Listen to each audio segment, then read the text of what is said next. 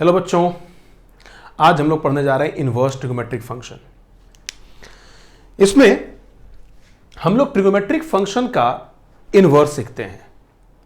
तो जैसा कि तुम सब लोग को मालूम है कि किसी भी फंक्शन को का इनवर्स होने के लिए, किसी भी फंक्शन को इन्वर्टिबल होने के लिए फंक्शन को पहले वन वन एंड ऑन्टो होना जरूरी होता है। लेकिन जो ट्रिगोमेट्रिक फंक्शन है वो बेसिकली मेनी वन फंक्शन है, तो इसका मतलब इसका तो इन्वर्स नहीं होना चाहिए। तो फिर ये इन्वर्स ट्रिगोमेट्रिक फंक्शन क्यों? तो जैसा कि हम सब लोग को मालूम है कि किसी भी मेनी वन फंक्शन को हम लोग वन वन बना सकते हैं अगर उसके डोमेन को रिस्ट्रिक्ट कर दिया जाए। तो हम लोग यहां पर यही काम करते हैं। जो ट्रिगोमेट्रिक फंक्शन है हम लोग उसके डोमेन को हम लोग रिस्ट्रिक्ट करते हैं। अब वो रिस्ट्रिक्शन कैसे करेंगे वो आप देखिए। जैसे मान लीजिए हमारे सामने है y is equal to sine x, है ना। एक ग्राफ आपके पास ये पड़ा हुआ है ना। ये पाई बाई टू, ये माइनस पाई बाई टू, इधर आप आगे बढ़ेंगे तो 3 पाई बाई टू। अब सब लोग आप इस बात को देखिए कि माइनस पाई बाई टू से पाई बाई टू ये फंक्शन वन वन है, फिर पाई बाई टू से लेकर 3 पाई बाई टू के बीच में ये फंक्शन वन वन है, लेकिन कंटिन्यूटी में ये फंक्शन वन वन नहीं है। ठीक उसी प्रकार अगर मैं कॉस की बात कर लूं तो कॉस में आप अगर ध्यान से देखेंगे तो आपको एक बात समझ में आएगी। माइनस पाई से जीरो में ये फंक्शन वन वन है, जीरो से पाई में फंक्शन वन वन है, पाई से 2 पाई में फंक्शन वन वन है। इसका मतलब जो ट्रिगोमेट्रिक फंक्शन होता है वो वन वन बहुत सारे इनफाइनाइट इंटरवल्स में इसको वन वन बनाया जा सकता है ना। तो ऐसे केस में हम उस डोमेन को या हम बोले उस इंटरवल को हम सेलेक्ट करते हैं। खास करके अगर मैं प्रिंसिपल वैल्यू की बात कर लूं, ठीक है, तो प्रिंसिपल वैल्यू की बात करने का मतलब यह हुआ कि बेसिकली एक ऐसा इंटरवल जो सर्वमान्य हो और जिस पर पूरे वर्ल्ड में बैठे हुए जितने भी मैथमेटिशियन हो सबका बिल्कुल इस पर एक राय हो। तो इन सभी लोगों ने बेसिकली एक कन्वेंशन दिया। कन्वेंशन क्या है कि एक ऐसा इंटरवल का सिलेक्शन कर लिया जाए जो इंटरवल अपने अंदर में न्यूमेरिकली लीस्ट वैल्यू को कंटेन करता हो। न्यूमेरिकली लीस्ट वैल्यू, जैसे मान लीजिए माइनस पाई बाई टू से पाई बाई टू में जाते हैं, पाई बाई टू से 3 पाई बाई टू में जाते हैं, तो आप देखिए माइनस पाई बाई टू से पाई बाई टू में जो भी वैल्यू मिलता है वो पाई बाई टू से 3 पाई बाई टू के रेस्पेक्ट में तो कम मिलता है कि नहीं? ये बात तो तय है। फिर दूसरी बात मैंने बोला न्यूमेरिकली लीस्ट वैल्यू। ये न्यूमेरिकली लीस्ट वैल्यू का मतलब क्या हुआ? तो फिर आप सोचेंगे कि sir minus 3 pi by to तो माइनस पाई बाई टू से कम है, तो क्या इसको सिलेक्ट कर लें क्या? जवाब है बिल्कुल नहीं, क्योंकि हमने ये नहीं बोला कि आप कम वैल्यू को सिलेक्ट कर रहे हैं। उस इंटरवल को सिलेक्ट नहीं करना जो छोटा वैल्यू को कंटेन कर रहा है, उसको सिलेक्ट करना है जो न्यूमेरिकली लीस्ट है। तो न्यूमेरिकली लीस्ट को आप ऐसे समझिए, एक मान लीजिए -5 है, एक 2 है।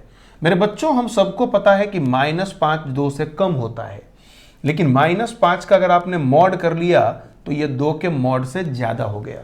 मतलब 2 जो है उसका न्यूमेरिकल वैल्यू -5 के न्यूमेरिकल वैल्यू से कम होता है। मतलब numerical value is a type of modulus value, ठीक है ना। तो बेटा आप उसके बारे में बात करेंगे जिसका न्यूमेरिकल वैल्यू कम होगा। तो न्यूमेरिकल वैल्यू कम सबसे किसका होता है? तो इसमें अगर आप देखेंगे तो माइनस पाई बाई टू से पाई बाई टू का न्यूमेरिकल वैल्यू सबसे कम होगा। साइन की बात कर ली जाए तो अगर मैं कॉस में चलूं तो कॉस में आप पाएंगे कि माइनस पाई से 0 में भी देख लो और 0 से पाई में, दोनों में तो न्यूमेरिकल वैल्यू सेम हो गया। अब जब दोनों में न्यूमेरिकल वैल्यू सेम हो गया तो फिर यहां तो मामला टाई है भाई। अब इसको किसको सिलेक्ट किया जाए? तो ऐसे केस में जहां पर न्यूमेरिकल वैल्यू अगर सेम हो जाता है तो हम उसको आगे बढ़ाते हैं जो पॉजिटिव वैल्यू कंटेन करता है। तो पॉजिटिव वैल्यू कौन कंटेन कर रहा है? जाहिर सी बात है 0 से पाई कंटेन कर रहा है ना। तो अगर कॉस के लिए अगर प्रिंसिपल वैल्यू का अगर चयन करना होगा, उसको सेलेक्ट करना होगा, तो 0 से पाई क्वालिफाई करता है। अगर मैं साइन की बात कर लूं तो साइन के लिए अगर प्रिंसिपल वैल्यू की बात करोगे then that will be equal to -pi by two से लेकर के पाई बाई टू। इसी प्रकार डिफरेंट ट्रिगोमेट्रिकल फंक्शंस जिसके इनवर्स हम निकालने जा रहे हैं, उसके लिए अगर प्रिंसिपल वैल्यू का सिलेक्शन करिएगा तो इसी के आधार पे हम लोग उसका सिलेक्शन करते हैं, ठीक है। और उस इंटरवल का सिलेक्शन करते हैं जिस इंटरवल का नाम है प्रिंसिपल वैल्यू ब्रांच। मतलब कुल मिलाकर के अगर मैं उसको सरल भाषा में अगर मैं उसको डिफाइन कर दूं, है ना, तो बात ये हुआ प्रिंसिपल वैल्यू ब्रांच वो ब्रांच है जिसमें ट्रिगोमेट्रिकल फंक्शंस 1 1 हैं। पहली बात 1 1 है। उसके बाद ऐसे तो बहुत सारे इंटरवल में ट्रिगोमेट्रिक फंक्शन 1 1 हो सकते हैं, तो हमको उस इंटरवल का सिलेक्शन करना है जो interval numerically least value contain करता हो। अगर दो इंटरवल में न्यूमेरिकली लीस्ट वैल्यू सेम है तो हम उसको फोकस करते हैं जो पॉजिटिव वैल्यू कंटेन करता हो, है ना। तो इन तमाम बातों के आधार पे अगर मैं सभी फंक्शंस के प्रिंसिपल वैल्यू की बात कर लूं तो क्या होगा जरा देखा जाए। जैसे पहले साइन की बात कर लेते हैं, ओके। तो मेरे बच्चों अगर मैंने बात किया fx बराबर अगर साइन x की, तो इस केस में इसका प्रिंसिपल वैल्यू ब्रांच जो आया वो आया -π/2 से π/2, ठीक है ना। ये -π/2 से π/2 इसका ब्रांच आया। तो अब हम इसके इनवर्स की बात करेंगे तो कैसे करिएगा, सबसे पहले आप लिखिएगा -π/2 से π/2 और ये -1 से 1 fx = sin x। देखो अब ये फंक्शन 1 1 एंड ऑनटो है। क्यों 1 1 एंड ऑनटो है? क्योंकि आप इसके रेंज पर अगर फोकस करेंगे तो साइन का रेंज -1 से 1 के बीच में होता है। यहां पर कोडोमेन -1 से 1 कर दिया गया। -π/2 से π/2 में साइन की वैल्यू -1 से 1 के बीच में जाएगा और साथ में ये 1 1 होगा, मतलब ये फंक्शन यहां पर 1 1 एंड ऑनटो है, ठीक है। अगर आप f इनवर्स की बात करते हैं तो हम सबको पता है कि जब हम इनवर्स निकालने जाते हैं तो क्या होता है, डोमेन रेंज में परिवर्तन होता है और रेंज डोमेन में परिवर्तन हो जाता है। मतलब इसका जो रेंज था दैट विल बी -1 से 1। अब वो क्या बन गया भाई, इसका रेंज बन गया डोमेन और इसका जो डोमेन था वो क्या बन गया, इसका रेंज बन गया। और f इनवर्स ऑफ x बराबर क्या लिखाएगा, साइन इनवर्स ऑफ x, ठीक है। तो ये इस तरीके से हमने साइन का इनवर्स निकाल लिया। ठीक मेरे बच्चों उसी प्रकार कॉस की बात करेंगे, टेन की बात करेंगे, कॉट की बात करेंगे, किसी प्रकार का कोई प्रकार का जो फंक्शन है उसके इनवर्स की बात करनी होगी तो वो इस रूल के तहत ही वो चलने वाला है। अब यहां पर कुछ विशेष बात जिस पर आप लोग का ध्यान जरूर जाना चाहिए, जिसमें सबसे पहला point, sine inverse is not equal to sine x का पावर -1। पहली बात, ठीक है। इसका मतलब क्या होता है, इसका मतलब यह होता है कि अगर मान लो मैंने बोला if sine theta is equal to suppose करो 1/2 है, ठीक है। छोड़ो थीटा की बात मैं नहीं करता हूं, आप सबको पता है ये π/6 है। इसका मतलब π/6 बराबर क्या होता है मेरे बच्चों, साइन इनवर्स 1/2 होता है ना। ये π/6 का यही इनवर्स का मतलब हो रहा है, ठीक है। मतलब आप यूं समझें कि साइन थीटा बराबर अगर p है तो थीटा बराबर क्या मिलेगा, साइन इनवर्स p हो जाएगा, जिसके आधार पे आप इसको ऐसे लिख सकते हैं। मतलब बेसिकली क्या हो रहा है कि एक इनवर्स एक अलग टाइप के फंक्शन का ही हम लोग निर्माण कर रहे हैं, ठीक है ना। तो एक हम अलग प्रकार के फंक्शन का निर्माण अगर हम लोग कर रहे हैं तो एक छोटी सी बात भी आपके दिमाग में जानी चाहिए कि जरा सोचिए, अगर हम इसके डोमेन को किसी एक इंटरवल में अगर रिस्ट्रिक्ट नहीं करते तो क्या होता। सपोज करते हैं हमने लिखा साइन एक्स बराबर वाई और x बराबर साइन इनवर्स y, हमने ऐसे समझा। अब इसी को कन्वर्ट कर दीजिए, अगर आपने बोला y is equal to sine inverse x, एक हम लोगों ने क्या कर लिया कि चूंकि y यहां x का फंक्शन था, हमने थोड़ा उल्टा काम कर दिया। इस जगह पे y जब x का फंक्शन हम बना रहे हैं तो वो इनवर्स फंक्शन की बात हो गई। अब इसमें क्या है, अगर हम इसके डोमेन को रिस्ट्रिक्ट नहीं करते तो क्या क्या प्रॉब्लम हो सकता था।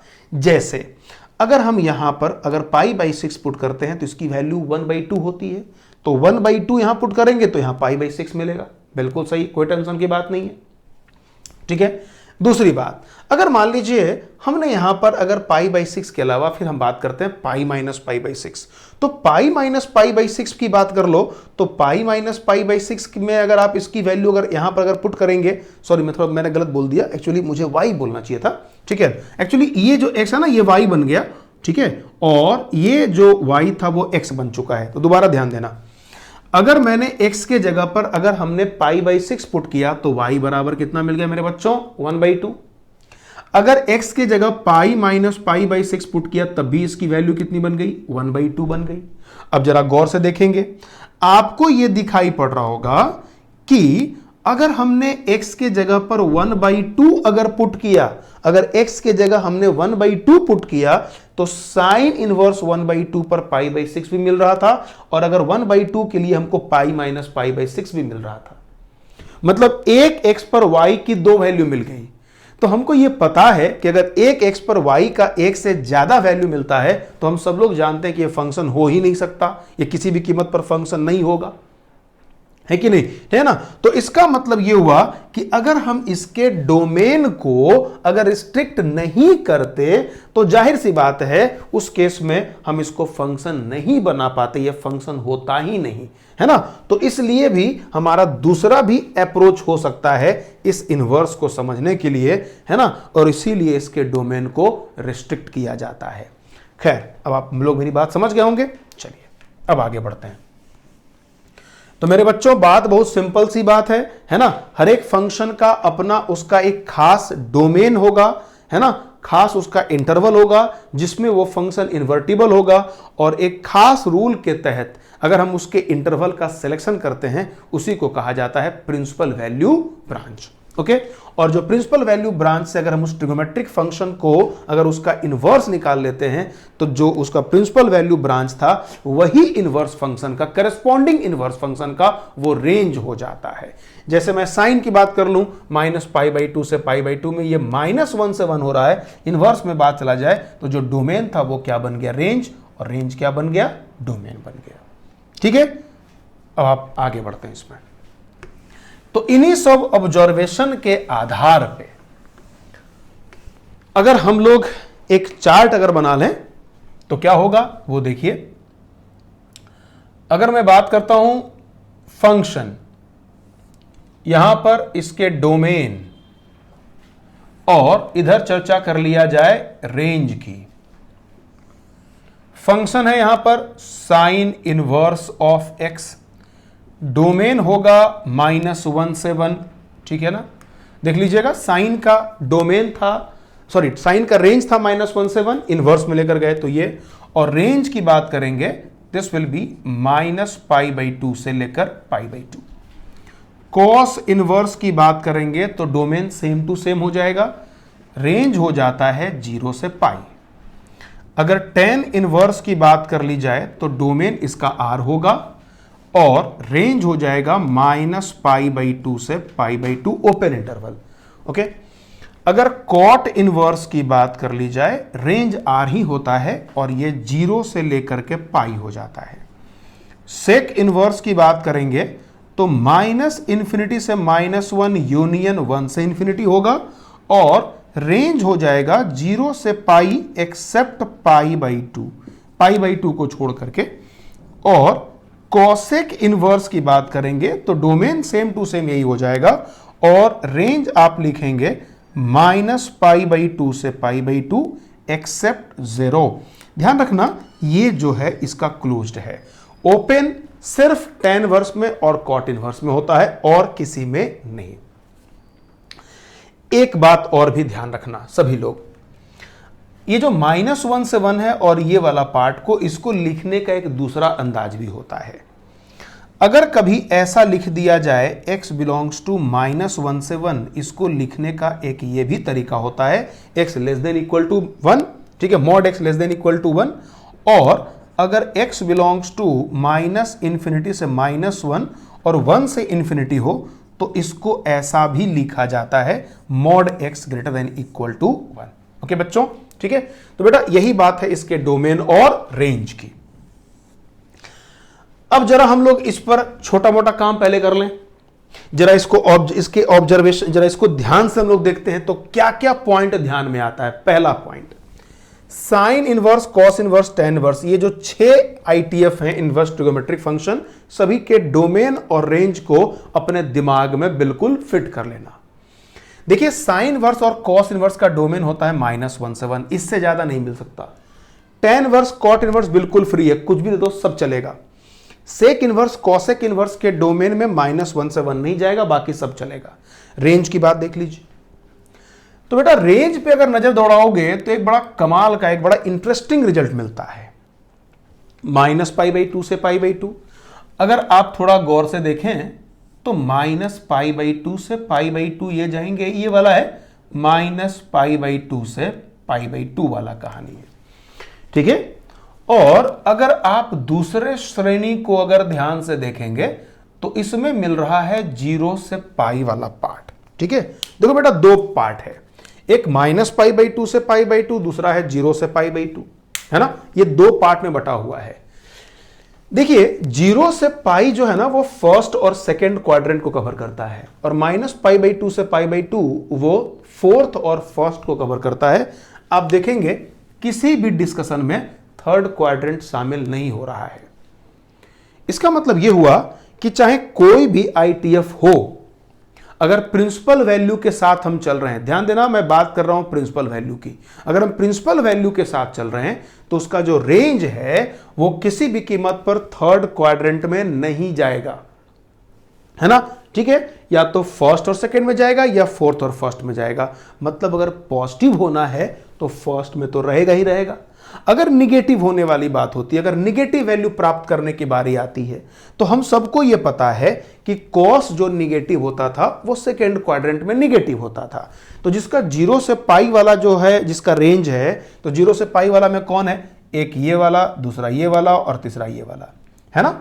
मतलब cos inverse, cot inverse, sec inverse, इन तीनों का अगर हम निगेटिव अगर इनपुट देंगे तो जो आउटपुट मिलेगा वो हर हाल में मिलेगा सेकंड क्वाड्रेंट में। फिर ध्यान दीजिएगा, अगर cot inverse, cos inverse, sec inverse अगर नेगेटिव इनपुट दिया जाएगा तो उसका आउटपुट मिलेगा सेकंड क्वाड्रेंट में, और पॉजिटिव इनपुट में फर्स्ट क्वाड्रेंट में। उसी प्रकार अगर साइन इनवर्स, टेन इनवर्स और उसके बाद कॉसेक इनवर्स, इसका अगर नेगेटिव देना होगा तो फोर्थ क्वाड्रेंट में, अगर पॉजिटिव देना होगा तो फर्स्ट क्वाड्रेंट में। और भी ध्यान रखिए, फर्स्ट के लिए हम लोग क्या करते हैं, इफ फर्स्ट क्वाड्रेंट अगर मान लीजिए अगर थीटा है तो सेकंड दिखाने का तरीका होता है पाई माइनस थीटा, और थर्ड दिखाने का तरीका होता है सिंपली माइनस थीटा, है ना, ये माइनस थीटा में चला जाता है। तो मेरे बच्चों जरा हम लोग इस पर छोटा मोटा एग्जांपल लेके देखते हैं। चलिए एक सिंपल सा एग्जांपल पकड़ते हैं हम लोग। चलिए पहला क्वेश्चन है साइन इनवर्स ऑफ 1/2, है ना। मान लीजिए हमको इसकी वैल्यू चाहिए। अगर इसका वैल्यू चाहिए तो हम लोग क्या करते हैं, यहां से मान लेते हैं लेट साइन इनवर्स 1/2 बराबर थीटा, ठीक है। बेटा आप एक बात और समझ लीजिए, जो इनवर्स आप देख रहे हैं ना, ये जो इनवर्स आप देख रहे हैं, sine inverse, cos inverse, tan inverse, cot inverse, ये बेसिकली एंगल को रिप्रेजेंट करता है। क्यों एंगल को रिप्रेजेंट करता है वो आप देख लीजिए, दोबारा मैं फिर से बताने का प्रयास करता हूं। देखिए अगर मान लीजिए साइन थीटा बराबर पी है तो थीटा बराबर आप लिखते हैं साइन इनवर्स पी, मतलब जो इनवर्स है वो थीटा हो गया, है ना, और थीटा साइन का एंगल हो गया, है ना। तो जितना भी आईटीएफ को आप देख रहे हैं ये सारे के सारे बेसिकली एंगल हैं। तो मैंने इसको थीटा मान लिया। अब आप देखिए आप इसको लिखेंगे साइन थीटा बराबर 1/2, है ना। तो साइन थीटा बराबर 1/2 है। अब आप याद करिए कि थीटा के कौन से वैल्यू के लिए साइन 1/2 होता है, ध्यान लगाना। तो तुमको पता है कि साइन का वैल्यू 1/2 होने के लिए हम इसमें अगर π/6 पुट करेंगे तो ये 1/2 हो जाएगा। दूसरी बात आपको यह भी तो समझ में आना चाहिए कि साइन वर्स को थीटा माने तो थीटा मस्ट बी -π/2 से π/2 में ही जाएगा, है ना बेटा। देखो -π/2 से π/2 में जाएगा। तो अगर ये -π/2 से π/2 में जा रहा है मतलब ये कवर कर रहा है fourth quadrant and first quadrant. अगर पॉजिटिव है तो जाहिर सी बात है फर्स्ट में ही लिख सकते हैं। तो इसका मतलब यहां से थीटा बराबर सिर्फ और सिर्फ कितना होगा, π/6 होगा, दूसरा कोई होने का प्रश्न ही नहीं उठता है। एक दूसरा एग्जांपल लेते हैं।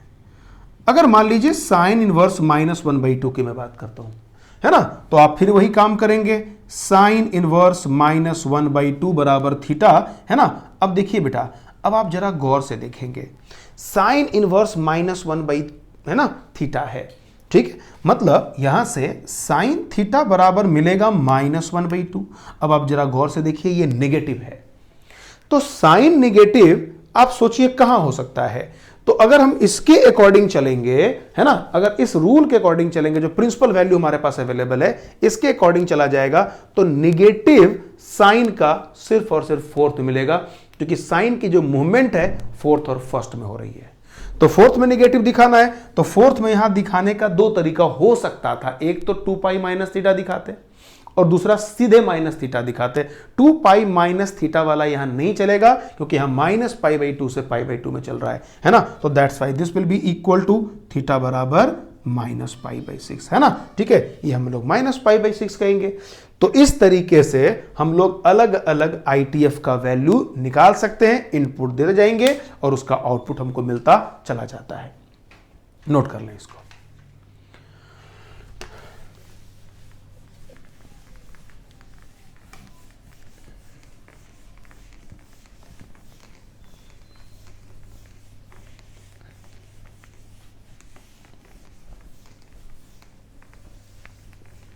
देखिए भाई, अगला सवाल है, ऐसे बहुत सारे प्रश्न बनाए जा सकते हैं।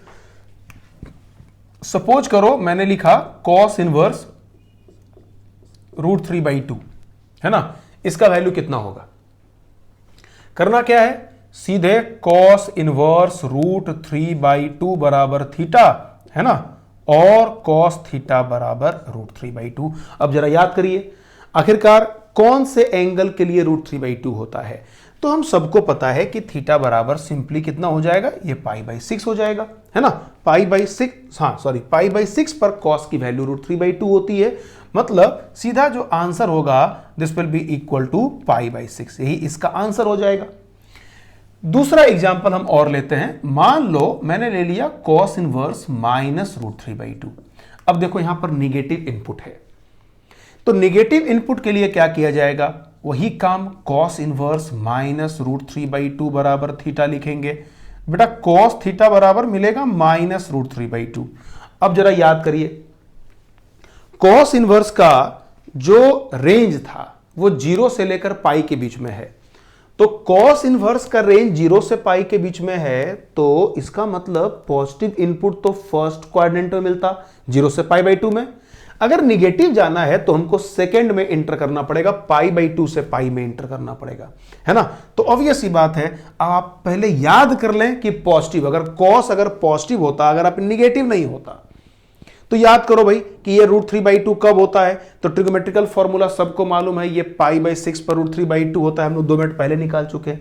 तो अगर ये नेगेटिव है तो मैंने बता दिया कि सेकंड को दिखाने का तरीका क्या होता है, π - थीटा, मतलब π - π/6, this will be equal to 5π/6। Okay, तो आप यही देख लिया करिए कि अगर ये फोर्थ में जा रहा है, सॉरी अगर ये सेकंड में जा रहा है तो आपको π - थीटा दिखाना है, फोर्थ में जा रहा है तो -थीटा दिखाना है। इसी टेक्निक के सहारे चलोगे तो कभी गलती हो ही नहीं सकती है। एक और उठाते हैं। मान लीजिए हमने ले लिया tan ऑफ -1 की बात मैं करता हूं, तो डायरेक्टली वैल्यू कितना होगा, सीधे -π/6 होगा। अब आपको धीरे धीरे क्या करना है, अपने स्पीड को बढ़ाना है। अब स्पीड कैसे बढ़ाओगे, अब तुम ये याद करोगे कि यार tan इनवर्स अगर -1 की बात मैं कर रहा हूं, तो आप सोचिए कौन से एंगल पर जाकर के वो -1 होता है ना, कौन से एंगल पर जाकर के -1 होता है। तो पहले आप क्या करिए, पहले आप सिर्फ पॉजिटिव सोचिए कि 1 कब होता है। तो हम सबको पता है कि tan π/4 बराबर 1, अरे सॉरी 4 है ना, tan π/4 बराबर 1 होता है। तो tan π/4 बराबर 1 होता है ना। अब ये निगेटिव वाली बात है, तो निगेटिव कहां पे मिलेगा, तो निगेटिव मिलेगा फोर्थ में, और फोर्थ दिखाने का तरीका यहां कौन सा है, -थीटा। डायरेक्ट वैल्यू निकाल दिया करेंगे। कुछ और बात कर लेते हैं। अगर मान लीजिए कॉट इनवर्स -1 की बात करते हैं, अब जरा याद करिए, कॉट इनवर्स अगर 1 होता तो वैल्यू कितना मिलता, π/4 हो जाता।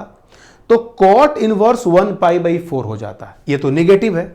अब कॉट इनवर्स का जरा रेंज पर आप गौर कीजिए, उसकी वैल्यू कहां से कहां लाई करती है, तो वो 0 से पाई में लाई करता है। तो बेटा कॉट इनवर्स का वैल्यू 0 से पाई में लाई करता है, मतलब निगेटिव की बात करेंगे तो ये जाकर के कहां मिलता है, सेकेंड क्वाड्रेंट में। सेकेंड क्वाड्रेंट दिखाने का तरीका क्या है, पाई माइनस थीटा। तो पाई माइनस थीटा, थीटा मतलब जब ये 1 हो रहा था तो 1 कब हो रहा था, π/4 पे, मतलब पाई माइनस π/4। ठीक है, इस प्रकार आप वैल्यू को निकालें, एकदम आसान है, कोई दम नहीं है। चलिए मैं एक काम और भी कर लेता हूं। अगर मैं बात करता हूं कॉस इनवर्स 0 की वैल्यू कितनी है, तो कॉस इनवर्स 0 का वैल्यू चाहिए, फिर आप थीटा मान लेंगे, है ना। तो कॉस इनवर्स 0 बराबर थीटा, मतलब कॉस थीटा बराबर 0 कब होता है, तो मेरे बच्चों ये π/2 होता है। अगर बात कर ली जाए कॉस इनवर्स 1 की, है ना, कॉस इनवर्स 1 कब होता है भाई, है ना।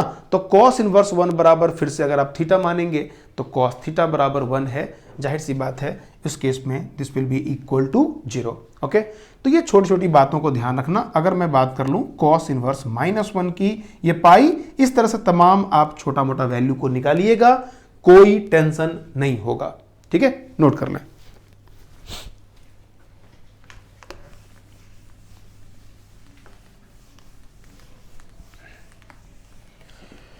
तो बच्चों आपने देखा ये काफी आसान है, इसमें कोई दम नहीं है, है ना। अब जरा हम लोग आगे बढ़ते हैं, अब थोड़ा डिफरेंट अप्रोच के क्वेश्चन को सॉल्व करते हैं, थोड़ा ट्रेडिशनल तरीके से हटके, कन्वेंशनल से हटके। अब जो यहां पर जो कन्वेंशन की बात होती थी, हम लोग अब कन्वेंशन को छोड़ते हैं, अब थोड़ा कन्वेंशन से आगे बढ़ते हैं। मान लीजिए किसी सवाल ने ऐसा दे दिया कि if f is such that π/2 से लेकर के 3π/2 और -1 से 1 fx बराबर sin x दे दिया मान लीजिए किसी ने, और पूछ रहा है फाइंड साइन इनवर्स -1/2, है ना। मान लो बेटा किसी ने हमसे अगर यह सवाल पूछ लिया, ठीक है, f इज सच दैट π/2 से 3π/2 -1 से 1 fx बराबर sin x, find sine inverse -1/2। अब देखिए, अभी तक जब भी हम इसकी वैल्यू को निकालने जाते थे तो सभी जगहों पर प्रिंसिपल वैल्यू की बात होती थी, लेकिन यहां पर बात ऐसा हम कर ही नहीं सकते क्योंकि किसी ने डोमेन को किसी और इंटरवल में रख दिया है और वहां से इनवर्स की बात हो रही है। मतलब अब आप प्रिंसिपल वैल्यू से बाहर निकल चुके हैं। अब कन्वेंशन को भूल जाइए, अब जो दिया है इसके अकॉर्डिंग चलना है। अब अगर हम इसके अकॉर्डिंग आगे बढ़ते हैं तो हमको क्या सिखलाता है भाई, तो ये साइन इनवर्स -1/2 चाहिए। अब जरा सोचिए, निगेटिव की बात है ना। तो बेटा आपको पता है यहां से आप वही काम करेंगे, साइन इनवर्स -1/2 बराबर थीटा मानेंगे और आप लिखेंगे साइन थीटा बराबर -1/2। ये आपने काम कर लिया। अब आपको यह भी पता होना चाहिए कि थीटा दिस बिलोंग्स टू π/2 से लेकर 3π/2।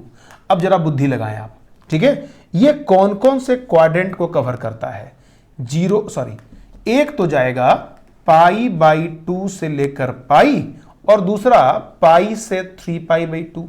ये हो गया सेकंड और ये हो गया थर्ड, ठीक है। इसमें हमको पता है कि साइन जो होता है इसमें पॉजिटिव होता है, इसमें निगेटिव होता है ना। अब आप देखो साइन थीटा बराबर -1/2 है, तो साइन थीटा बराबर -1/2 है मतलब निगेटिव है। तो यहां पर हमको जो थीटा है उसको कहां लेकर जाना पड़ेगा, तो इसको लेकर जाना पड़ेगा निगेटिव के लिए, मतलब थर्ड क्वाड्रेंट में जाना पड़ेगा। अब थर्ड में जाने का तरीका क्या है आपको पता है, थर्ड में लिखने का तरीका होता है पाई प्लस थीटा, ठीक है। तो थीटा मतलब अगर आप जो भी एंगल वहां पर रखें, तो बेटा आप सबसे पहले निगेटिव को भूल जाएं, पहले पॉजिटिव को याद करें। तो साइन की वैल्यू 1/2 कब होती है, तो π/6 पर होती है ना, ठीक है। तो इसका मतलब थीटा बराबर क्या लिखा जाएगा, pi plus π/6 is equal to 5π/6, है ना। इस तरीके से हम वैल्यू को निकालते हैं। तो जब भी अगर आपके सामने निगेटिव इनपुट हो पहले आप उसके निगेटिविटी को खत्म कर दें, पहले पॉजिटिव वैल्यू निकाल लें और उसके बाद तय कर लें कि उसका आउटपुट कौन से क्वाड्रेंट में है, अकॉर्डिंगली हम लोग बात करते हैं। ठीक है, बस यही तरीका होता है, ऐसे हम लोग ट्रिगोमेट्री में इनिशियल लेवल प्रॉब्लम को सॉल्व करते हैं। मैं ये समझता हूं कि आप लोग को ये सारी बातें जरूर समझ में आ गई होंगी, है ना मेरे बच्चों, नोट करिए इसको। ठीक है, चलो अब देखो, ये सारा पॉइंट हो गया। आप अगर कोई वैल्यू निकालने अगर पूछ रहा है तो आप तुरंत में निकाल दे रहे हैं, कहीं कोई इसमें टेंशन हो ही नहीं रहा है, बड़ा आसान लग रहा होगा आप लोगों को। अब जरा सा हम लोग आगे बढ़ते हैं एक थोड़ा और डिफरेंट टाइप के क्वेश्चंस के लिए, to find the value of. Suppose करिए किसी ने आपसे एक प्रश्न पूछ दिया, साइन इनवर्स ऑफ कॉस अगर मान लीजिए 1/3 है। ठीक है ना, किसी ने हमसे अगर सवाल ये पूछ लिया, साइन इनवर्स ऑफ कॉस 1/3, ऐसे क्वेश्चन को कैसे अप्रोच लेंगे? तो देखिए, कभी भी इस तरह का सवाल हो, मतलब t इनवर्स ऑफ T2, या ऐसे बोल दें, हां ठीक है, T2x टाइप का। थोड़ा मैं गलत बोल रहा हूं, इसको मैं बाहर रखता हूं, पहले इसको सिखाता हूं, पहले ये कर लेता हूं, ये ज्यादा आसान हो जाएगा, थोड़ा उसके बारे में बाद में बात की जाएगी।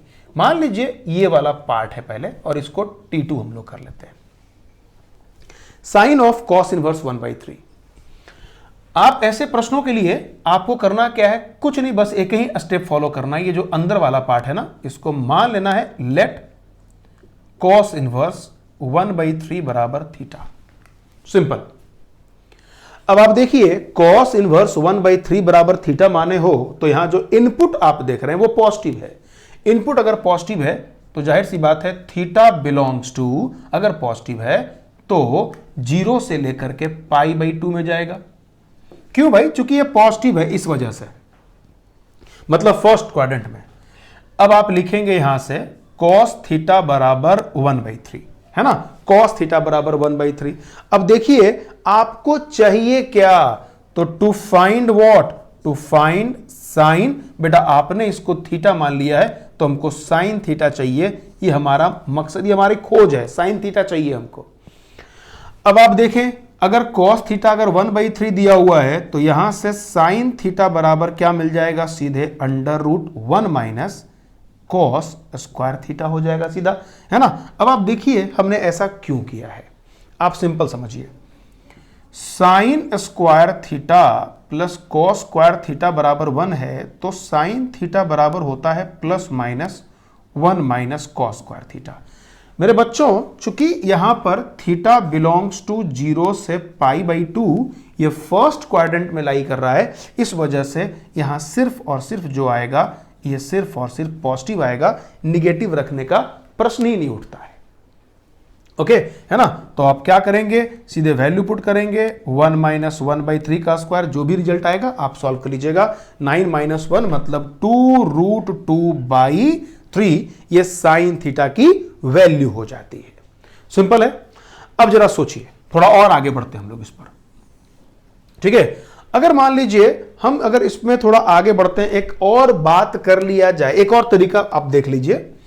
अगर cos थीटा अगर 1/3 है तो आप इसको ऐसे भी समझ सकते हैं, ये थीटा है, ये 1 है, ये 3 है, जाहिर सी बात है दिस 2√2 है ना, ये हाइपोटेनस, ये परपेंडिकुलर, ये बेस वाली बात हो जाएगी। तो 9 माइनस 1 8 का रूट इतना आ जाएगा, है ना। तो साइन निकालोगे बेटा तो 2√2/3 आ जाएगा। और चूंकि ये फर्स्ट क्वाड्रेंट में लाई कर रहा था, इसलिए यहां पर सिर्फ और सिर्फ पॉजिटिव आता है। जरा दूसरा एग्जांपल की बात कर लें। अगर मान लीजिए हमारे पास साइन ऑफ कॉस इनवर्स -1/3 दे दिया जाए, है ना। आप क्या करेंगे, फिर वही कहानी, यहां से मानेंगे कि लेट कॉस इनवर्स -1/3 बराबर थीटा। अब आप देखेंगे दिस थीटा बिलोंग्स टू π/2 से π। क्यों भाई? क्योंकि इस बार जो इनपुट है ना वो निगेटिव है। तो निगेटिव इनपुट अगर हम देते हैं, मान लो किसी को भी, है ना, तो निगेटिव इनपुट देंगे तो अलग अलग ट्रिगोमेट्रिकल अलग अलग ITF का अलग अलग रेंज होता है। तो हमने cos इनवर्स को नेगेटिव दिया तो हमको पता है कि ये सेकेंड क्वाड्रेंट में होगा, π/2 से π में होगा। अब बेटा आप यहां से क्या निकालेंगे, आप निकालेंगे कॉस थीटा बराबर -1/3। देखिए आपने इसको थीटा माना है, मतलब to find what, to find sine theta, है ना। तो साइन थीटा अगर हमको निकालना है तो यहां पर देखिए ये सेकेंड क्वाड्रेंट में हो गया, तो इसका मतलब साइन थीटा भी तो पॉजिटिव हो जाएगा, वो तो नेगेटिव होगा ही नहीं, पॉजिटिव होगा। तो जाहिर सी बात है साइन थीटा बराबर वंस अगेन 1 माइनस कितना, 1 माइनस कॉस स्क्वायर थीटा, मतलब 1 माइनस -1/3 का होल स्क्वायर, सेम रिजल्ट। ठीक है, तो ये पॉइंट जरूर दिमाग में रखिएगा, आप इसके साथ एकदम बिल्कुल संभल के खेलें, है ना। अगर इस चीज को दिमाग में रखोगे तो गलती नहीं होगी। अगर इस छोटी सी बात को भूल जाते हो तो प्रॉब्लम यहीं से स्टार्ट हो जाता है। अगर बेसिक लेवल के सवाल को आप अगर सॉल्व करते हैं, मतलब अगर आप सॉल्व करना चाहते हैं एकदम इनिशियल लेवल के क्वेश्चंस को, जैसे मान लीजिए मैं बात करता हूँ, बोर्ड की बात करता हूँ, तो वहां पर तो काम चल जाएगा, है ना। लेकिन जैसे तुम जेई लेवल में एंटर करोगे मामला फंस जाएगा, फिर वहां तुम बढ़ ही नहीं सकते हो आगे, तो ये ध्यान रखना। चलो बेटा एक और बात मैं करता हूं, अगर मुझे tan निकालना होता, अगर मैं tan निकालने के चक्कर में, है ना, तो बेटा आपको पता है कि जब ये सेकेंड क्वाड्रेंट में है तो अगर tan थीटा की बात करेंगे तो tan थीटा निगेटिव हो जाएगा। मान लीजिए हमारा सवाल अगर किसी ने अगर ये पूछता, ये पहला सवाल है, अगर कोई हमसे अगर ये सवाल पूछता tan ऑफ cos इनवर्स -1/3 मान लीजिए, तो इस बार क्या करना है हमको, tan थीटा निकालना होता। ठीक है, तो tan थीटा के लिए हम सबको ये पता है भाई कि आप यहां पर या तो आपने साइन निकाल दिया तो साइन बाई कॉस भी tan हो जाएगा। अगर हमको सिर्फ tan निकालना होता तो हम फटाफट ऐसे ट्रायंगल बना लिए होते, है ना, और निगेटिव नेगेटिव को भूल करके ये 1 है, ये 3 है, ये 2√2 हो गया।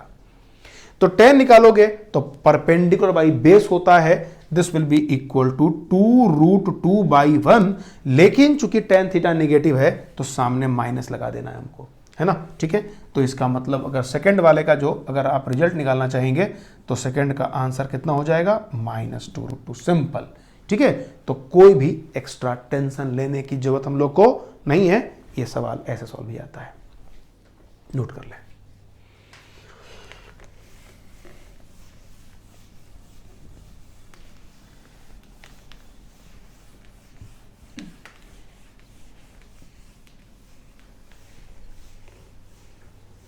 अब देखो, अगर मान लीजिए हमारे पास कुछ ऐसा अवेलेबल है कॉस इनवर्स ऑफ, मान लीजिए 1/2, चलो बाहर में कॉस कर लेते हैं, कॉस इनवर्स ऑफ 1/3। हम लोग लगातार 1/3 ही चुन रहे हैं, क्या फर्क पड़ता है। अगर मान लीजिए ये सवाल है, क्या करना चाहिए, फिर वही काम करना है, लेट cos इनवर्स 1/3 बराबर थीटा।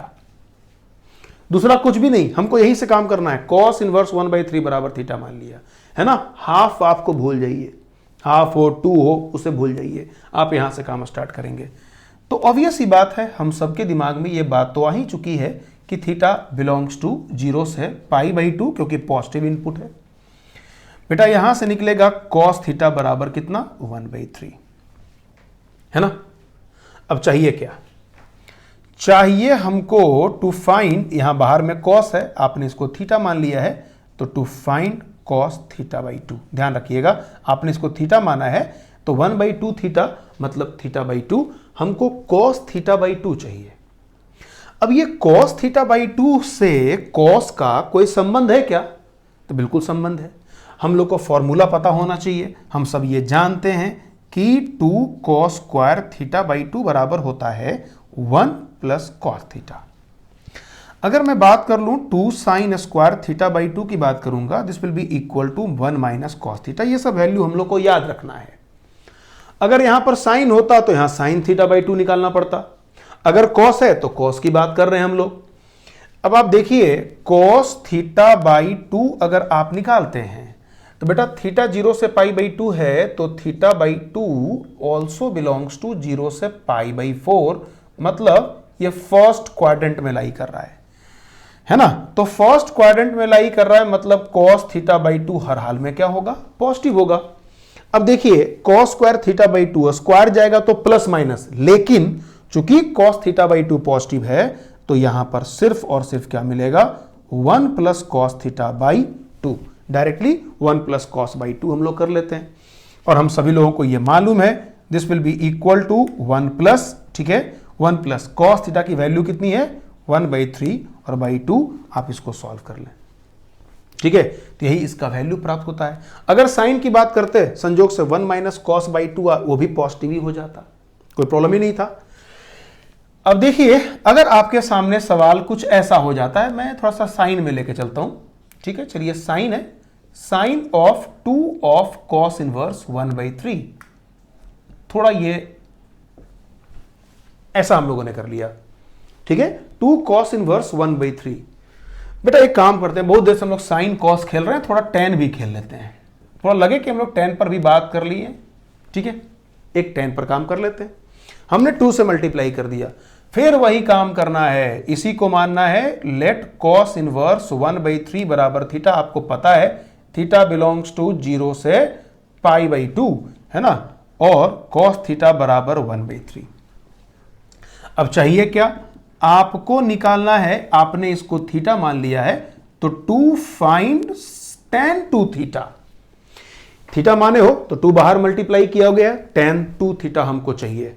बेटा आप जरा सोचो, tan 2 थीटा का cos से कोई संबंध है क्या, है ना। tan 2 थीटा का cos के साथ कोई रिलेशन है, अगर आपको इसको याद करना है बताइए ऐसा कोई रिलेशन होता है कि नहीं, ठीक है।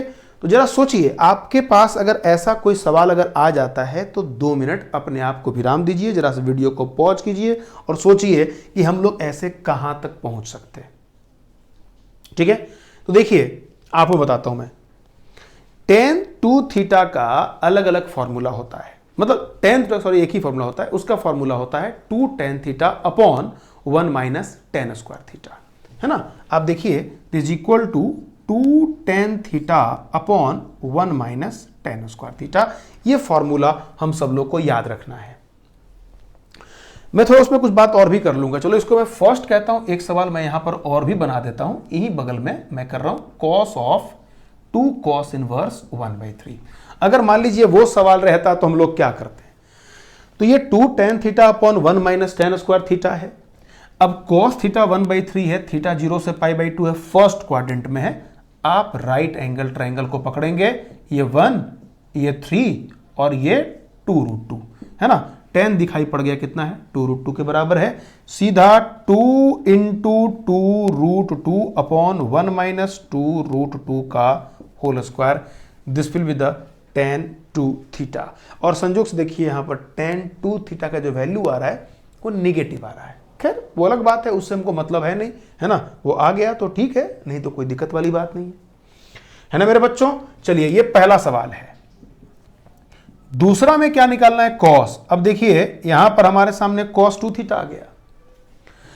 अब जरा सोचिए cos 2 थीटा का कोई फॉर्मूला होता है क्या, है ना। तो देखिए मैं कुछ फॉर्मूला लिख दे रहा हूं, आप उसको थोड़ा सा रिकैप कर लीजिएगा। ऐसा बहुत काम का फॉर्मूला है टी रेशियोज में। जैसे अगर मैं बात करता हूं tan थीटा बाई 2 का, सॉरी, अच्छा इसको पहले नोट करिए, मैं आपको आगे सिखाता हूं। फिलहाल तो पहले मैं इसके बारे में बता दे रहा हूं। ये सबसे बढ़िया formula 1 minus tan square theta और 1 प्लस tan स्क्वायर थीटा। बेटा आप tan निकाल चुके हैं, सीधे आप यहां पर ला करके वैल्यू पुट कर दें, इससे आसान कुछ नहीं हो सकता, ठीक है। दूसरा एक और फॉर्मूला होता है cos के लिए, ये भी फॉर्मूला होता है 2 cos स्क्वायर थीटा माइनस 1 होता है। आप इसका भी इस्तेमाल कर सकते हैं, है कि नहीं। तो जो मर्जी आप इस्तेमाल करिए, बस रिजल्ट आप लोग को याद होना चाहिए, ठीक है ना। नोट कर लें।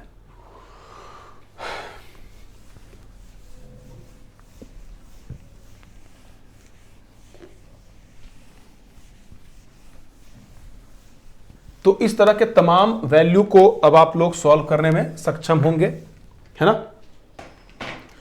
अब देखिए एक और तरह का सवाल मिलता है, कभी कभी कुछ सवाल ऐसा मिलेगा, साइन ऑफ मान लीजिए cos इनवर्स 1/3, ठीक है, और प्लस मान लेते हैं यहां पर है हमारे पास साइन इनवर्स 1/2 टाइप का कुछ दिया हुआ है, इस प्रकार का सवाल दिया हुआ है हमारे पास, है ना। अब देखिए थोड़ा अजीब लग रहा है सवाल, घबराने की बिल्कुल जरूरत नहीं है। इसमें हम लोग क्या करेंगे, इसको मान लेते हैं थीटा और इसको मान लेते हैं फाई। अब आप देखिए आपका जो प्रश्न है वो बहुत ही आसान सा प्रश्न बन चुका है, sine theta plus phi, then we can write sine theta into cos phi और cos theta into sine phi. ध्यान दीजिए, है ना। अब बेटा आप जरा सोचिए, आपने इसको थीटा माना है, नाउ इसको फर्स्ट हम लोग कर लेते हैं। नाउ कॉस इनवर्स 1/3 बराबर थीटा, साइन इनवर्स 1/2 बराबर फाई, है ना। ये है तो कॉस थीटा बराबर 1/3 और साइन फाई बराबर 1/2, है ना। ये 1/2 दिया हुआ है। यहां जिक्र किसका है, साइन थीटा चाहिए। कॉस थीटा निकाल चुके हैं तो फटाफट यहां से साइन थीटा निकल जाएगा। This will B √1 minus cos square theta. आप अगर वैल्यू पुट करेंगे दिस इज इक्वल टू 2√2/3। देखिए साइन फाई यहां पर मालूम है, हमको कॉस फाई चाहिए। कॉस फाई बराबर आप समझ रहे हैं 1 माइनस साइन स्क्वायर फाई हो जाएगा। सबके सब पॉजिटिव है क्योंकि देखो सबका इनपुट जो है ना वो पॉजिटिव दिया हुआ है ना। इसलिए सबके सब फर्स्ट क्वाड्रेंट की बात हो रही है, चाहे कॉस हो चाहे साइन हो, सारे के सारे पॉजिटिव हो जाएंगे, है ना। तो ये क्या मिलेगा, 1 माइनस 1/4 मतलब 4 माइनस 1 3 मतलब √3/2, है ना बेटा। देखो ये वैल्यू आ गया। अब आप क्या करेंगे, सबकी वैल्यू पुट कर देंगे फर्स्ट में, है ना। तो इसका मतलब ये हुआ कि अगर हमको चाहिए साइन थीटा प्लस फाई बराबर, ठीक है, तो अब आप देखिए साइन थीटा का वैल्यू किसके बराबर, 2√2/3 into cos phi √3/2 plus cos theta कितना प्राप्त हुआ है 1/3, ये 1/3 है, और साइन फाई है 1/2। अब आप इसको सॉल्व कर लीजिए, this will be the result. Simple है, कोई टेंशन की बात नहीं, है ना। आप इसको नोट कर लीजिएगा। चलिए आगे बढ़ते हैं।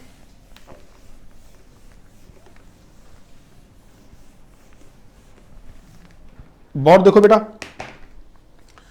देखो अगला पॉइंट है। अगर मान लीजिए हम आपसे पूछें साइन इनवर्स 2 का वैल्यू क्या होगा, तो है ना। तो कभी कभी लोग ऐसे भी आपको कंफ्यूज करता है, तो जवाब दीजिएगा इसका होगा नो सॉल्यूशन, है ना। मतलब कहने का मतलब दिस बिलोंग्स टू फाई, ठीक है। कॉस इनवर्स 3 क्या होगा, फाई, और सेक इनवर्स अगर मान लीजिए 1/2 पूछता है तो ये सब फाई होता है। ये मैंने क्यों चर्चा किया, ये चर्चा करने के पीछे उद्देश्य हमारा ये है कि आप ये समझें कि जो भी रिजल्ट निकलता है इनवर्स ट्रिगोनोमेट्रिक फंक्शन का, हम उसी इनपुट का रिजल्ट निकाल सकते हैं जिस इनपुट का वैल्यू उसके डोमेन के अंदर होना चाहिए। जैसे मान लीजिए साइन वर्स का डोमेन जो है वो -1 से 1 के बीच में है ना। तो -1 से 1 के बीच में होना चाहिए, हमने 2 दे दिया है तो वैल्यू निकालना पॉसिबल नहीं है। उसी प्रकार कॉस इनवर्स की बात मैं कर रहा हूं, है ना। तो कॉस इनवर्स का -1 से 1 होना चाहिए, यहां 3 है मतलब पॉसिबल नहीं है। सेक इनवर्स पे अगर आप ध्यान देंगे तो या तो 1 से बड़ा होना चाहिए, -1 से कम होना चाहिए, हमने हाफ दिया है, यहां पर भी पॉसिबल नहीं है ना। तो इस तरह से हम इसके वैल्यू के बारे में बात कर सकते हैं। तो यहीं से कुछ सवाल जो होता है वो डोमेन पर आधारित सवाल होते हैं, जिसका चर्चा मैंने फंक्शन में भी कर लिया था, लेकिन फिर से वापस एक बार जरा सा जल्दी उसका थोड़ा एक रिकैप कर लेता हूं। जैसे किसी ने अगर आपसे एक सवाल पूछ लिया, भाई फाइंड डोमेन ऑफ fx बराबर साइन इनवर्स, देखिएगा sine inverse greatest integer of x -2। मान लीजिए किसी ने अगर यह सवाल हमसे पूछ लिया, तो बेटा अगर मान लो इसका डोमेन अगर आप निकालने जाओगे तो आप जरा गौर से देखिए, आप सबको मालूम है कि साइन इनवर्स का जो भी इनपुट है उसको कहां से कहां लाई करना चाहिए, -1 से 1 लाई करना चाहिए, है ना।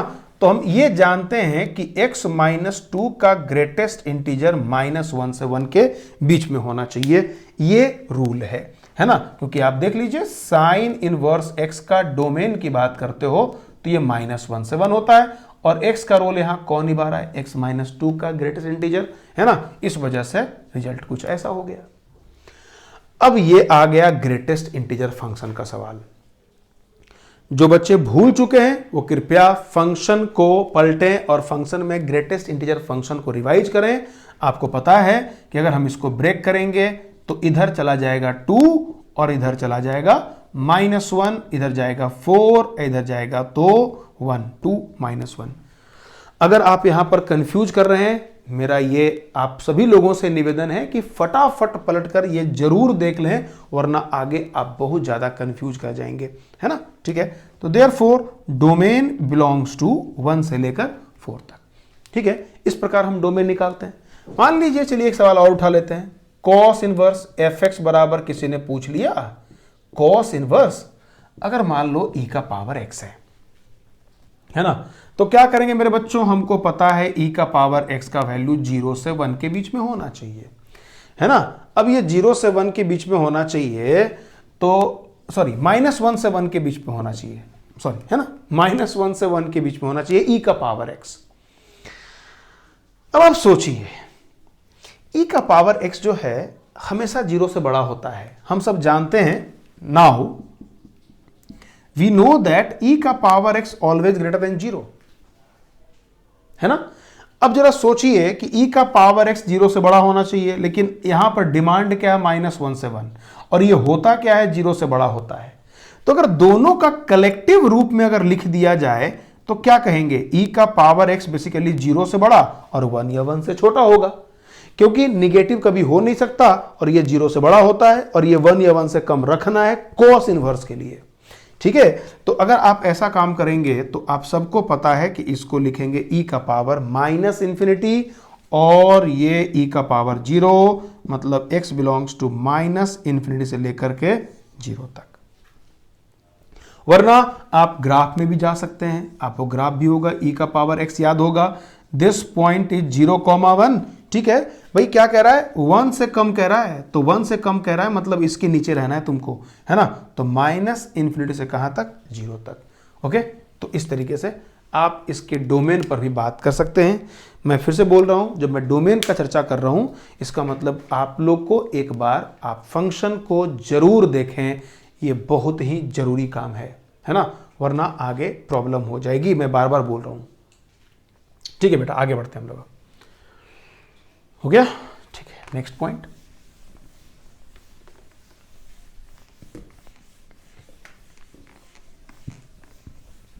चलिए, कभी कभी एक बड़ा इंटरेस्टिंग सा सवाल है।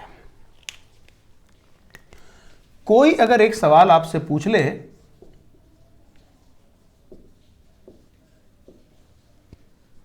Find the value of f बराबर sine inverse -6x + 10 cos inverse x² -4x + 5। चलो ना यहां पर y कर लेते हैं, +5। सपोज करिए हमारे पास ये सवाल है, x² -6x + 10 और plus cos inverse y² -4y + 5। ठीक है, बोल रहा है find the value of this. तो ये सवाल देख करके बड़ा अजीब लग रहा है कि भाई इसका वैल्यू कैसे निकाल पाएंगे, ये तो x और y के फॉर्म में दिया हुआ है ना, और x और y के फॉर्म में दिया हुआ है तो वैल्यू निकालने का तो प्रश्न ही नहीं उठता। वैल्यू तो उस केस में निकलता है जब हम x या y का वैल्यू उसमें पुट करते हैं, लेकिन फिर भी पूछा वैल्यू निकालने का। इसका मतलब यह हुआ कि अगर कभी इस तरह का क्वेश्चन सिचुएशन अगर आपके सामने आ जाए, है ना, जहां पर आप डायरेक्ट कुछ सोच नहीं पा रहे हो, तो आप क्या कीजिए, इस पर थोड़ा बड़ा काम कीजिए, इसको जरा सा ब्रेक करने का प्रयास करिए। मेरे बच्चे, आपको एक बात समझ में आ जाएगी कि this will be equal to x - 3 का होल स्क्वायर प्लस 1, और ये कॉस इनवर्स है y - 2 का होल स्क्वायर प्लस 1, ये दिया हुआ है ना, y - 2 का होल स्क्वायर प्लस 1 है। आप देखिए कैलकुलेट करके। अब देखो भाई, ये वाला जो वैल्यू है ना, ये साइन इनवर्स का मैक्सिमम वैल्यू क्या होता है, 1। इनपुट, मैं इनपुट की बात कर रहा हूं, तो ये देखो ना, ये वाला पॉजिटिव है, मतलब ये 0 या 0 से बड़ा है। x में 3 के अलावा कुछ भी पुट करेंगे तो ये कुछ ना कुछ तो पॉजिटिव होगा, और 1 में अगर हम पॉजिटिव जोड़ेंगे तो इनपुट जो है वो 1 से बड़ा हो जाएगा। यही कहानी यहां पर भी है। y में अगर 2 पुट करते तो 0 होता है, 2 के अलावा कुछ भी पुट करेंगे तो 1 से बड़ा हो जाएगा। हम सबको मालूम है कि हम लोग कॉस इनवर्स का इनपुट या साइन इनवर्स का इनपुट किसी भी कीमत पर 1 से ज्यादा ले ही नहीं सकते। तो बेटा अगर इसको 1 बनाना है तो निश्चित तौर पे यहां पर x बराबर 3 पे रिस्ट्रिक्ट करना पड़ेगा और यहां y बराबर 2 पर ही रिस्ट्रिक्ट करना पड़ेगा, क्योंकि 3 के अलावा कुछ भी हम रखते हैं तो ये वाला वैल्यू 1 से बड़ा हो जाता है और ये वाला भी अंदर का वैल्यू 1 से बड़ा हो जाता है ना। इस वजह से हमको x बराबर 3 करना पड़ेगा और y बराबर 2 पुट करना पड़ेगा। और उस केस में आप देखेंगे f बराबर क्या मिलेगा, साइन इनवर्स 1, चूंकि ये 0 हो गया है, और उधर कॉस इनवर्स भी 1 मिलता है। ये पाई बाई 2 और ये 0 है ना। This will be equal to obviously pi by 2 के बराबर हो जाएगा, है ना। इस तरह से हम लोग इसकी वैल्यू को निकाल सकते हैं। उम्मीद करता हूं आप सब बात समझ रहे होंगे, नोट कर लीजिए। ठीक है बच्चों,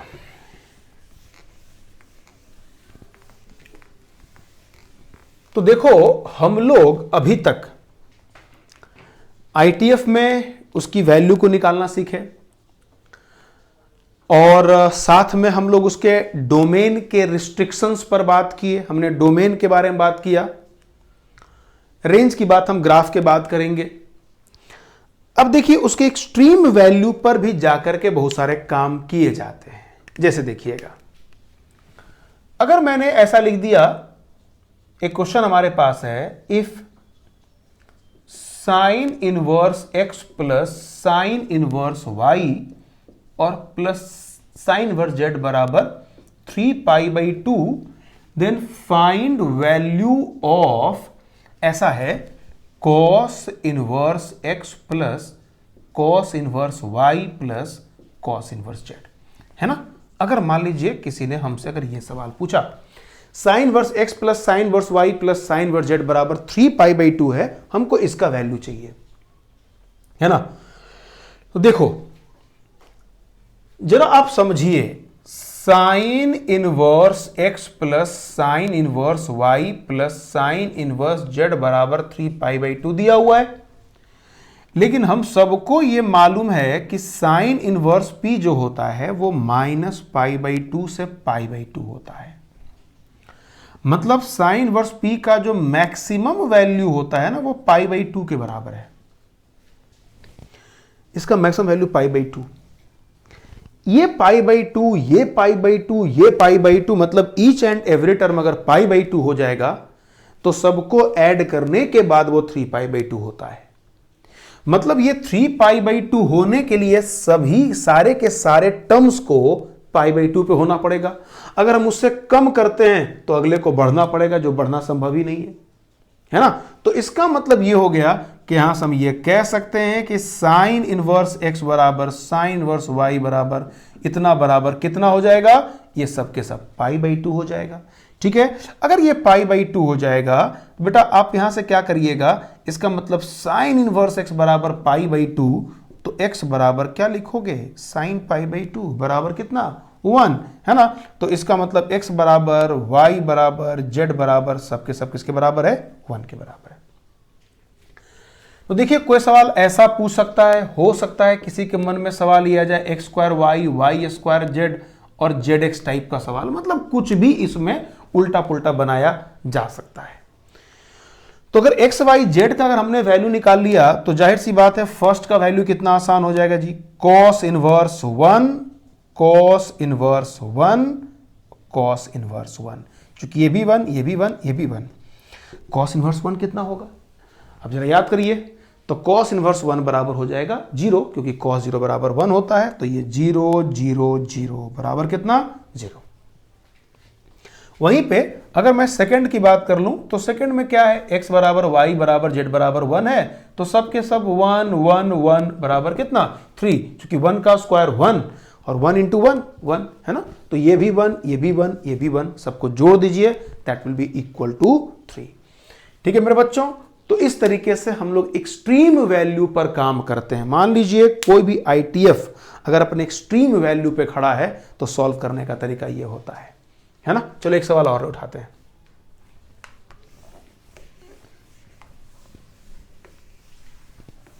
थोड़ा इसको और लोग डरावना करने का प्रयास कर सकता है। जैसे मान लीजिए किसी ने ऐसा सवाल पूछ दिया आप लोगों से कि summation of sine inverse x i is equal to 1 से n बराबर n pi by 2, then find cos inverse x i is equal to 1 से n। अगर किसी ने हमसे ये सवाल पूछ लिया, अब आप देखिए आपको पता है 1 से लेकर n तक है ना। तो इस समेशन का मतलब तो आप जानते ही हैं, इसको आप फटाफट क्या करिएगा, this equal to sine inverse x1 sine inverse x2 है ना, up to sine inverse xn तक है। इन सबका वैल्यू n पाई बाई 2 के बराबर है। ऑब्वियस ही बात है, इसका मतलब ईच एंड एवरी टर्म, जितने भी टर्म आप देख रहे हैं वो सबको पाई बाई 2 पे होना पड़ेगा, क्योंकि n पाई बाई 2 यहां n टर्म्स हैं। तो सारे के सारे टर्म्स जब तक पाई बाई 2 के बराबर नहीं होगा तो उसका सम कभी पाई बाई 2 हो ही नहीं सकता। मतलब यहां पर भी वही कहानी है, साइन इनवर्स एक्स आई जो होगा that will be equal to pi by 2। मतलब एक्स आई बराबर साइन पाई बाई 2 बराबर कितना, 1। अगर ये 1 है तो इसका मतलब अगर हम यहां पर चले जाएंगे, अगर इसकी वैल्यू को अगर यहां पर पुट करेंगे तो इसकी वैल्यू कितनी हो गई, 1। बेटा ये कॉस इनवर्स 1 है, तो कॉस इनवर्स 1 की वैल्यू कितनी हो जाएगी बताइए, 0 होता है ना, दिस इज इक्वल टू 0। तो that's why summation of i is equal to 1 से n 0 बराबर कितना, 0। ठीक है, ऐसे तुम लोग इसको सॉल्व कर सकते हो, ये तरीका हो गया। एक और सवाल उठाते हैं।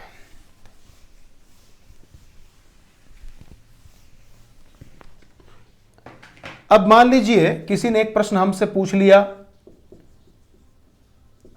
Cos inverse x plus cos inverse y plus cos inverse z less than equal to 0, then find x y plus y z plus z x. थोड़ा और भी लोग उसको बढ़ा कर सकते हैं, तो घबराने की बात नहीं है। अब आप देखिए, हम सबको मालूम है कि अगर वो लेस देन, हम सबको पता है कि कॉस इनवर्स अगर p की बात करते हैं तो दिस बिलोंग्स टू 0 से पाई। मतलब निगेटिव हो ही नहीं सकता, निगेटिव हो ही नहीं सकता, निगेटिव हो ही नहीं सकता।